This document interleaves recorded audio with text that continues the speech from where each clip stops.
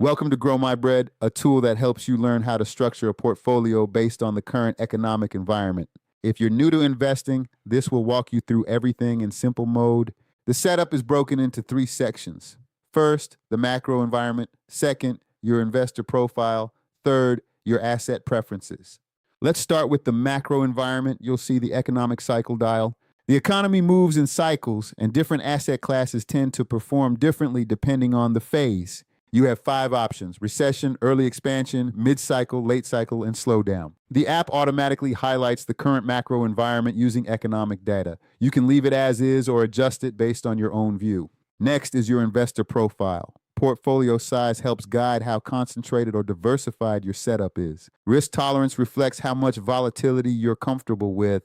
More stability on the left, more growth potential on the right. Time horizon is how long you plan to invest before needing the money. Income versus growth reflects whether you prefer cash flow or long-term appreciation. Now the final section, asset preferences. The crypto allocation slider lets you adjust your exposure. Include more or less exposure to digital assets based on your comfort level. Then you have optional toggles. Real estate adds REIT exposure, and dividend focus tilts toward income-producing stocks. Global diversification includes international markets, while tax-sensitive mode leans toward more tax-efficient structures. Once everything is set, GrowMyBread generates a sample portfolio framework. You'll see a breakdown of asset class allocations based on the macro environment, along with a summary for educational purposes. You can print this summary and use it as a reference when building your portfolio in your preferred brokerage app.